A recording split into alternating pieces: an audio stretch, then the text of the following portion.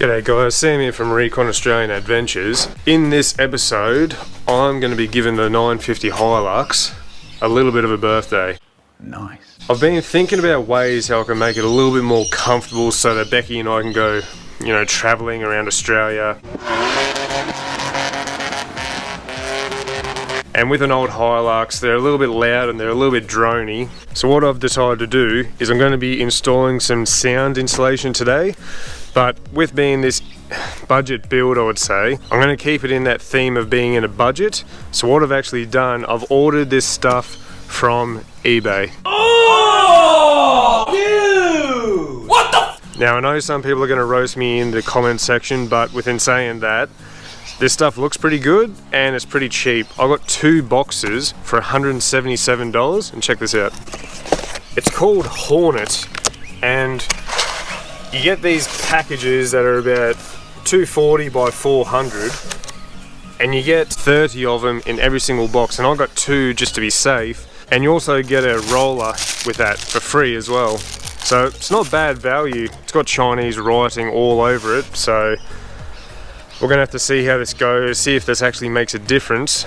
But what I'm gonna do first, I'm gonna have to take everything out of the car, make sure I give everything a really good clean. So I'll just cruise down to Autobarn and grab some wax and grease remover. And it's probably the most important thing that you have to do. You have to make sure you give it a really good clean, but even more importantly, you actually have to wait until it dries completely. You can't use normal car wash because that'll leave like a slippery surface on it, because car wash has got a lot of silicons in it. But with this stuff, it dries, almost instantly, which is really good. That's what you want. Righto, now that we got all the gear, we may as well jump into this, because I have no idea how long this is going to take me. It could take me 5 hours, could take me all bloody day, could take me 2 days, I don't even know. So anyway, let's get started.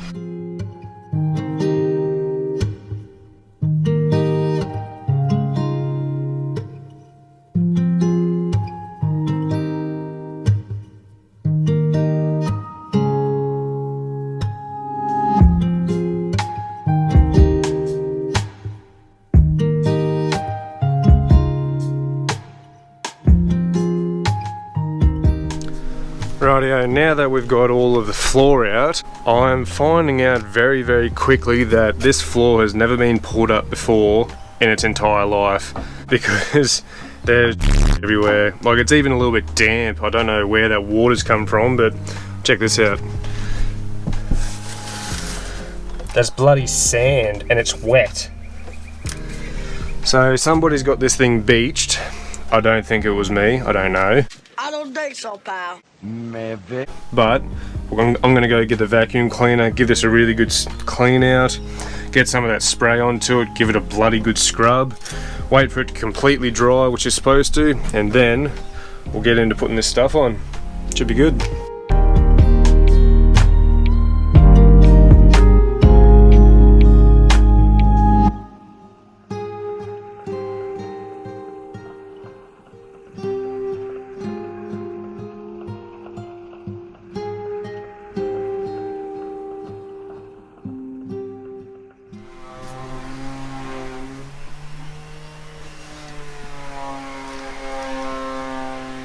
Now that I've cleaned this out as much as I possibly can, I went over it with a vacuum, did the wax and grease remover, and then I went over it with a vacuum again just to double check it. But I'm going to be showing you guys why I actually wanted to get sound deadening in this car to begin with, because I just tested it then and to knock on the back wall and the floor, and I think it's pretty obvious why I'm doing this.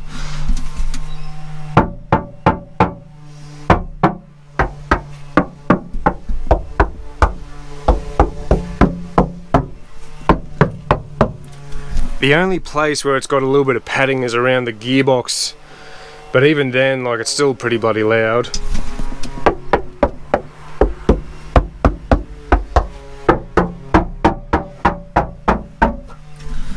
So that's why I'm doing this, because I'm sick and tired of having to put earmuffs on when I go for a long trip. What I'm going to be doing is I'm going to show you guys how to put on one, and then I'll just do a quick time lapse for the rest of it, because it's just, once you do it once, it's just incredibly repetitive. Alright guys, once you've actually cleaned out your floor and your wall, once you've let it set for about half an hour to an hour to make sure that she's nice and dry, because if you do it when it's still wet, the padding will just come up and then you're just going to have lots and lots of problems. Two things you're really going to need.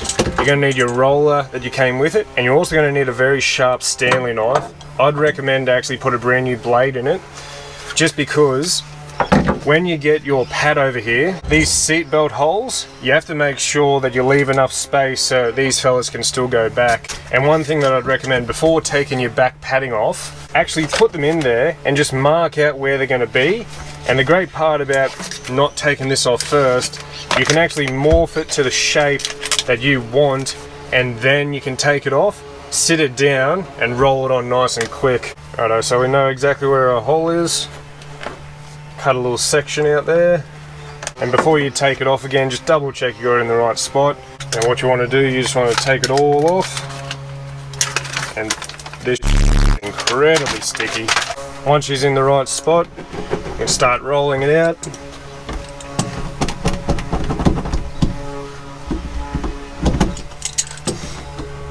Best part about these ones as well, these little dimples that come with these, once you actually flatten them, they actually sort of disappear. So you know that once you've done one correctly, it's actually good to go. So it's not too bad. I'm pretty keen to see how this turns out, see if there is a difference, but I think I'm going to be here for the next half hour, hour or so, so see what happens.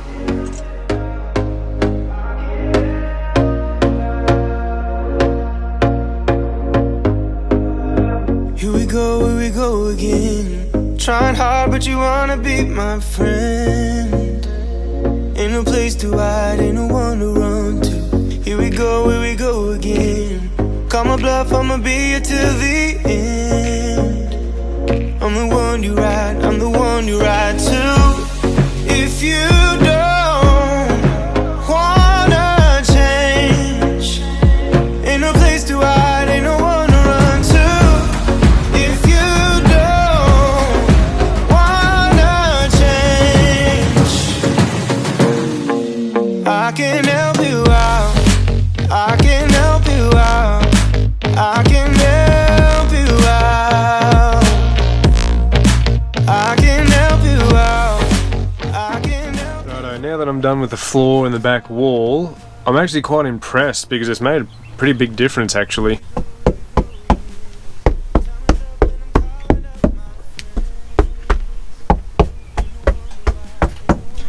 It sounds way more solid, so I'm really happy, and I'm really keen to see what this actually looks like once we actually go for a drive. What I'm going to do before I do the doors, I'm going to try and put this whole car back together, so that should be pretty fun, and then we'll crack onto these doors and then we'll go for a drive, see what she sounds like.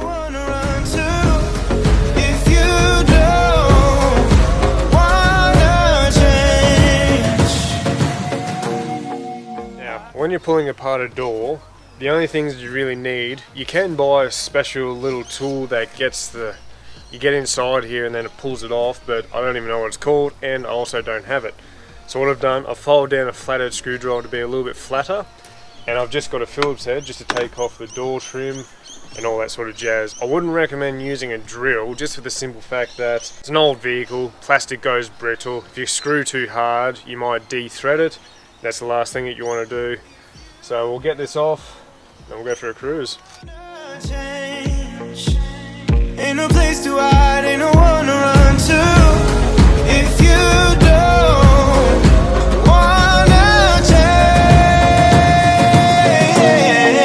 I can help you out, I can help you out, I can help you out.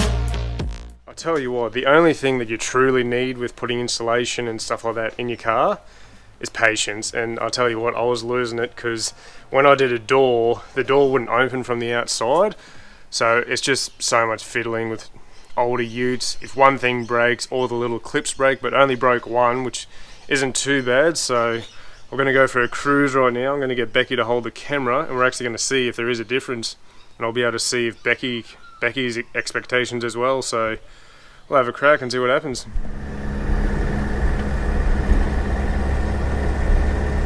I'm actually pretty bloody surprised Don't get me wrong, this ute still is loud, just for the simple fact that old Hiluxes are loud and drony. But it's taken all of the vibrations out, which are really cool because it does feel a hell of a lot newer. And it feels like it's a lot more solid, doesn't it, Becky? Yeah. So we're going to just do some cruising around town, but so far seems to be so good. What we're going to do, we're just going to go out past the zoo and then we're going to do some highway driving, and that's what's going to be the real test, I reckon, because that's when it's at its loudest at 3,000 RPM. So, but yeah, I'm really happy with how it's actually going. This is awesome. Tell you what, for $177 from eBay, this is worth its weight in gold, because I reckon this has taken at least 30% of the sound away, and it's taken 100% of the way of the vibrations. And that was probably the worst part about this car, is that when you get up to 100 kilometers, the whole car really does start shaking apart. But I'm actually really happy with how this has happened, and that I didn't have to spend $500 like what most people do. Even although this is a single cab, it's not too bad. Righto guys, well if you guys have enjoyed this video, you know, give it a like, put a thumbs up on there, subscribe if you want to. You can always unsubscribe later, it's always free as well. And I'm going to be spending a little bit more time doing up this ute, and I'm going to be showing you guys some more videos, so I'll see you guys later.